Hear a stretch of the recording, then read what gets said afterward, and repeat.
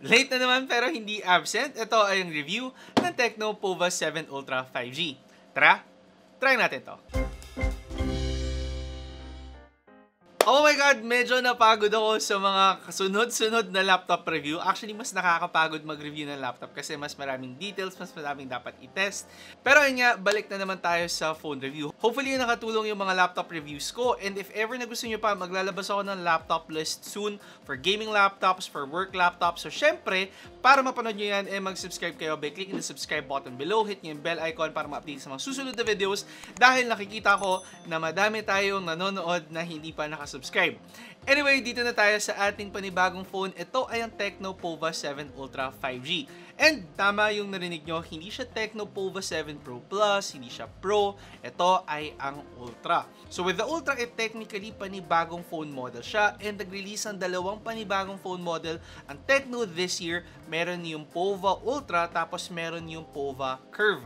At least meron tayong mga gantong additional na mapagpipilian para mahanap natin yung perfect na phone sa atin. Sa video na to, pag-usapan natin kung ano nga ba meron sa phone na to, kamusta ba price niya, kamusta ba siya versus competitors, ano yung mga nagustuhan ko, at saka yung mga magiging compromise kapag ito yung binili nyo. For now, simulan muna natin by unboxing this phone. Looking at the box pala, makita nyo nakaka-collaborate nila ang PUBG for this phone. Actually, cover pa lang to nung box itself, and kapag tinanggal mo yan, makikita mo na yung kanyang panibagong design. Natuwa lang ako, na-appreciate ko yung mga ganito pagdating sa brand na lagi silang ma-effort pagdating sa mga bagong design ng mga phones nila, even doon sa kanilang packaging. So, kapag tinanggal mo pa yung cover nitong kanyang box na mismo, makikita mo ang iyong Tecno Pova 7 Ultra 5G na unit covered in protective plastic. Nasa harapan yung kanyang mga highlights, and then other contents pa ng inyong box, yung kanyang mga documents, yung kanyang unique na jelly case na syempre pag-uusapan natin mamaya, and then also a unique SIM ejector tool na feeling ko kaya ganito yung shape niya kasi nga triangular na curve din yung design ng kanyang camera para mas cohesive lang. And then meron yung charging cable tapos yung charger. Wala nang ibang contents yung box, so wired earphones wala for this phone. Hindi na naman siya ganun ka-unique by 2025. Ngayon, doon na tayo sa phone mismo. In terms of design, ito yung Tecno Pova 7 Ultra 5G. Ayan, tingnan nyo lang. So in terms of design, gumagamit sila ng tinatawag nila na spaceship design. And medyo gets ko yung ganung vibe niya. May pagka-circuit board pa rin yung itsura pero mas minimalist, less cluttered. Naghalo yung sharp edges at saka curved edges sa phone na to. So masabi natin na quite unique yung design ng Tecno Pova 7 Ultra. Aside pa dyan, yung kanyang back design mismo ay parang merong clear cover or parang may clear na back design talaga. So nakita ko na to from other phones pero still quite unique ngayon 2025. Available siya in two different colors. Meron tayo nito yung Geek White. Natawa lang ako sa name niya. Geek White. And then meron din sila yung Geek Black. If you look closely dito sa back design ng phone, meron kayong makikita mga fun little details. Naka-orange yung fonts ng ibang mga details na yun. Tapos even yung mga screws dito, para siyang may star design pa. So medyo kudos lang to Tecno pagdating sa attention to detail sa design ng phone na to.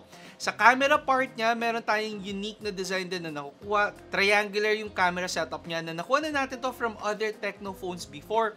Pero this time, hindi siya yung triangle na may sharp edges. Triangle na may curved edges siya. And then itong triangle camera setup niya ay umiilaw, or ito yung tinatawag nila na status light. So yung status light, from the name itself nga, para ma-inform tayo. Parang notification light din siya. Malaman nyo yung battery niya kapag nag-charge siya. Mag-ilaw siya kapag meron siya mga notifications. So meron din siyang unique use para sa inyo. Form factor wise, mas makapal at saka mas mabigat siya ng konti compared to other Pova phones. So depende na lang kung maging deal breaker yon, pero para sa akin hindi naman siya malaking bagay. Yung isa pa na napansin ko pagdating dito sa backside ng phone na to, meron tayong slight na curve dito sa kanyang edge na somehow makes it more comfier to hold, pero syempre magbabago yan kapag nilagyan mo siya ng case. May IP64 rating na ang phone na to, something na medyo naging trend talaga this year na daming phones na nagre-release na may IP rating na ulit. Dito naman sa front side ng phone, gumagamit siya ng Corning Gorilla Glass 7i. So, syempre, mas panatag tayo kapag ginagamit natin siya. And then also sa sides ng phone, alam ko plastic material to, pero meron siyang powder metal finish. Dito ngayon sa sides ng phone, nasa right side ang kanyang lock button at saka ang kanyang volume buttons. Nasa top part, meron kayong speaker grills dito. And then sa bottom part, another set of speaker grills, ang kanyang charging port, and then finally, ang kanyang SIM card tray. For the SIM card tray, dual SIM compatible ang phone na to. Hindi siya eSIM compatible and hindi rin expandable yung kanyang memory.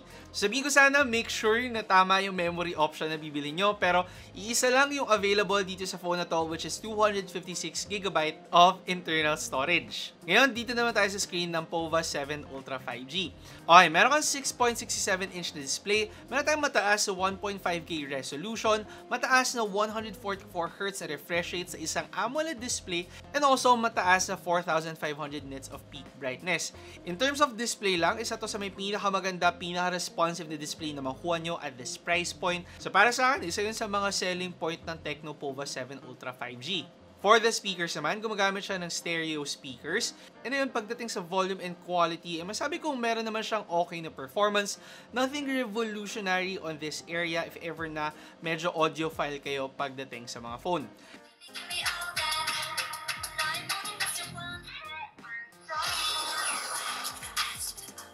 Dito naman sa battery, meron siyang malaking 6,000 mAh battery capacity. And tinest natin yan, syempre, to make sure kung nag-translate ba to in terms of performance. Meron naman tayong masabi kong average performance kasi ang taas lang talaga ng mga results na nabigay ng phones this year. And ayun nga, inabot tayo ng 68% after gaming with max brightness, max volume na Mobile Legends on this phone. If ever na magtataka kayo bakit ganito lang yung performance niya kahit malaki yung battery capacity niya, feeling ko kasi madami silang premium features na nalisiksik. Meron siyang mataas na resolution, mataas na refresh rate, malakas din yung chipset niya, and also mataas din yung peak brightness niya. So ito yung mga factors na kakain lang talaga ng battery capacity natin. If ever na gusto niyo mas makatipid, pwede niyo naman maayos itong mga settings na to. Ngayon, if sakaling malobot kayo, fortunately meron siyang 70W na fast charging, and upon testing, nagulat ako kasi inabot lang siya ng 15 minutes to actually fully charge this phone.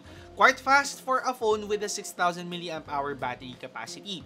Ngayon, ang unique dito sa Tecno POVA 7 Ultra 5G, it also comes with a fast 30W wireless charging. Actually, hindi lang yan kasi pwede pa yung 10W na reverse charging at available din yung reverse wireless charging sa kanya. So, pwede rin mag-act as a power bank ang phone na to, given nga na may mataas siyang battery capacity.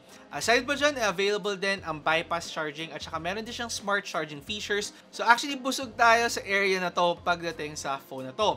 Ngayon, sabi ko nga kanina pag-usapan natin yung case niya kasi kung titingnan nyo yung case, meron tayong parang dito bilog dito sa likuran ng Tecno POVA 7 Ultra 5G. And kung familiar kayo dito, ito kasi nagsisilbing magnet para makapagkabit kayo ng mga magnetic charger. So natuwa lang ako na ginawa to ng Tecno kasi for some phones na nag-offer ng wireless charging, hindi sila nagbibigay ng magnetic case para mas ma-maximize mo talaga yung wireless charging capability ng phone mo. At least ito, ayan, kasama na yung charger na usually mas pricey yung mga ganitong case. Pero aside pa dyan, meron pang additional na bonus yung Tecno, which is yung tinatawag nila na card case. So ito, kung mapapansin nyo, quite unique din yung shape ng case ng Tecno. Parang may pailalim siya dito. At dyan kasi mag-fit yung mga card case na pwede nyo makuha from Tecno. Ayan, para meron kayong mas personalized na design for this phone. Ayan o, napapalitan nyo.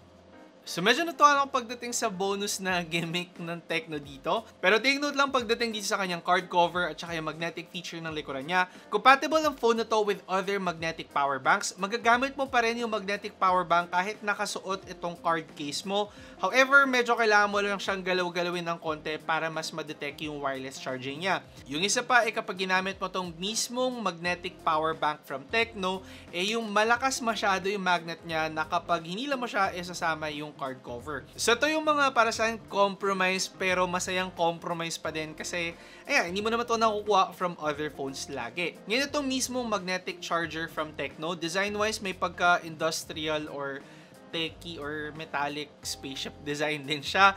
Gumagamit ng parang silver or metallic finish and natuwa lang ako kasi napakanipis niya. So very handy itong power bank na makukuha nyo from Tecno. Actually sabihin ko na nga, so itong power bank na to, if kukuha kayo ng Tecno POVA 7 Ultra, meron kayong libreng power bank which is ito mismo, ayan, lapit natin. Tapos itong kanyang case card pala yung tawag. So ito available to in 3 different designs and alam ko, makakuha kayo ng 1 random design if kukuha kayo ng Tecno POVA 7 Ultra. Side pa dyan, meron pa kayong makukuha na dito na SIM card na ayun nga in collaboration with PUBG, meron kayong only PUBG gaming dito sa SIM card na to.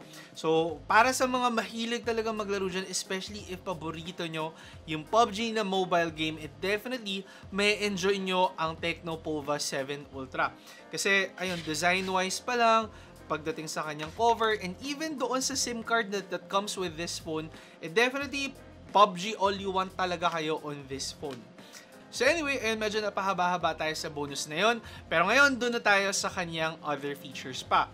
For the camera of this phone, meron siyang 108 megapixel na main camera, an 8 megapixel ultra-wide lens, and then a 13 megapixel selfie camera.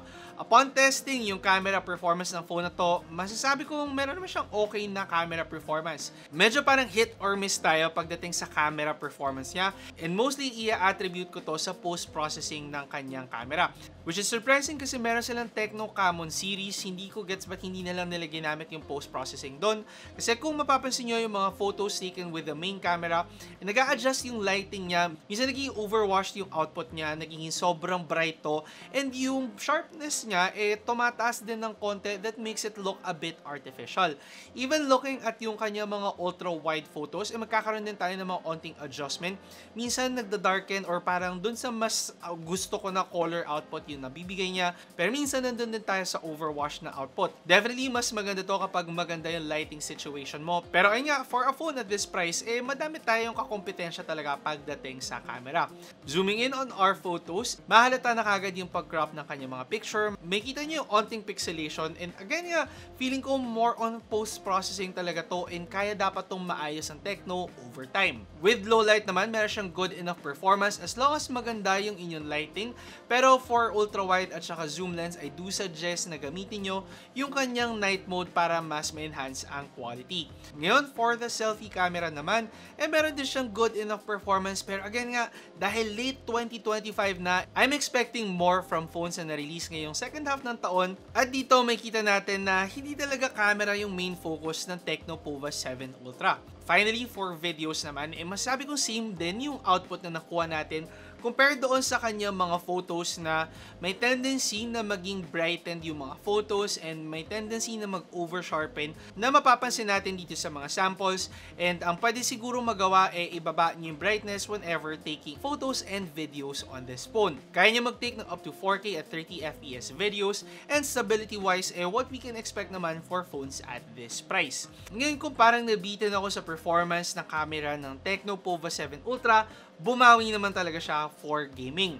Para sa mga familiar naman with Tecno phones, talagang pag Pova series yan, nakafocus talaga sila for gaming. And with the MediaTek Dimensity 8350 Ultimate na chipset, definitely talagang palaban ang phone na to. Actually, hindi lang palaban kasi upon benchmarking, definitely isa to sa may pinakamabilis na chipset for phones at this price range. Actually, para sa presyo ng phone na to, masabi kong for phones release ngayon 2025, ito na ata yung pinakamurang phone na mabibili nyo na lalagpas ng 1 million sa Antutu benchmark. So if performance lang talaga ang habol nyo sa isang phone, pero gusto nyo din na medyo makatipid, magandang option para sa inyo ang Pova 7 Ultra 5G. Now, gaming on this phone, no question na naman kung gaano kalakas ang MediaTek Dimensity 8350 Ultimate. Maganda yung performance niya, gaming on Mobile Legends. Syempre, tinry ko rin yung kakolaborate niya na game which is PUBG, and maganda rin yung naging performance ko, very snappy and responsive yung kanyang screen. And then also, for Genshin Impact, nakakuha tayo ng mataas na setting for a phone at this price. Thermal management wise, maganda rin yung kanyang performance. Actually, most phones din ngayong taon kahit malalakas yung chipset, hindi na sila gaanong nag-thermal throttle, at pakonti-konti na lang yung nakuha nating frame drops. And para sa akin kasi, yung mga occasional frame drops hindi na malaking deal breaker. Of course, 5G compatible na ang phone na to. Meron siyang Bluetooth 5.4 and naka-Wi-Fi 6 compatible na rin siya. So basically, future-proof talaga ang Tecno Pova 7 Ultra 5G. Ngayon, with additional features pa, hindi rin nagpahuli ang phone na to. Aside nga doon sa kanyang magnetic case, sa kanyang wireless charging, and dito sa kanyang status light sa likuran, meron pa tayong mga smart features na makakuha nyo sa AI Anywhere portal. Dito nakalagay na lahat ng smart features na na-appreciate ko, na hindi nyo na kailangang i-tweak or hanapin. At least nasa isang lugar lang lahat ng AI features para mas madali nyo siyang ma-maximize. Syempre na dyan yung mga circle to search, yung mga AI editing natin, at saka AI image generator. And then also yung kanyang AI voice assistant na si si Ella. Ngayon, in terms of customization naman, marami siyang built-in customization features, mga dynamic wallpaper, meron yung mga fonts and icons, so definitely very personalizable, customizable ang Tecno Pova 7 Ultra. At sa lahat ng mga features na sinabi ko, magkano nga ba ang phone na to? So with 12GB of RAM, 12GB of extended RAM, at saka 256GB of internal storage, nakakalaga ang Tecno Pova 7 Ultra 5G na 16,999 pesos. And with this price, meron nga kayo yung mga kuha freebies na sinabi ko kanina. Meron yung kanyang wireless magnetic charger, yung kanyang case card, and also yung dito SIM para makapag-PUBG talaga kayo buong araw. So masabi ko talaga pinag-isipan ni Tecno tong phone na to cater doon sa mga gamers talaga na gustong makatipid, giving you the ultimate or ultra phone na hinahanap nyo. So, nabibitin kayo sa gaming performance yung mga previous Pova phone na na-release nila, definitely talagang masusupply ng Tecno Pova 7 Ultra yan. Ngayon, para sa presyo na to, sulit ba? Considering nga na yung freebies niya, worth 2,000 pesos, kung gusto mong i-count yun, pag binabasa mo yung presyo niya, halos binili mo lang talaga tong phone na to for only 14,999 pesos. And para sa presyo na yun, kung price to performance lang ang pag-uusapan, talagang sulit nga naman ang gaming performance ng Tecno Pova 7 Ultra 5G. Ngayon, meron nga tayong mga compromise pa rin na mga kuha on this phone. At masabi ko, mainly pagdating sa kanyang camera performance. Nakita naman natin sa kanyang output na not the best camera for this price range. Lalo na kung i-count nyo siya doon sa mga 17,000 peso price range. Pero kung 15 na medyo okay naman yung kanyang camera performance. Para sa akin, mostly on post-processing to and hopefully maayos ng Tecno to in future updates para lalo pang ma-improve ang performance ng Tecno across the board. Kasi kung other features lang katulad ng kanyang napakagandang screen na merong very premium na specs, yung kanyang napakabilis na chipset, yung kanyang unique design, fast charging at saka wireless charging at saka magnetic charging pa, definitely meron kayong very premium phone na nakukuha at under 15 or 17,000 pesos. So kung gaming focused ka talaga when buying a phone or kung meron ka ng phone at gusto mo lang ng extra phone na talagang dedicated for gaming, isang magandang option ang Tecno Pova 7 Ultra 5G para sa'yo. Isang napakagandang gaming phone ngayong 2025. Talagang para sa mga gamers na pinag-isipan na matindi ng Tecno. Hopefully nakatulong ang video na to para masabi kung ito nga ba dapat mong bilhin na phone ngayong 2025. Ayun na ang review ko ng Tecno Pova 7 Ultra 5G. Again, kung sakaling hindi ka pa nakasubscribe dito sa channel, gusto mo maabangan, marami pa akong mga phone reviews na nakaabang saka mga laptop list na nakaabang. Click mo yung subscribe button below, hit mo yung bell icon para ma-update ka sa mga susunod na videos. At kung sakaling nagustuhan mo ang video na to, i-like at i-share mo na rin.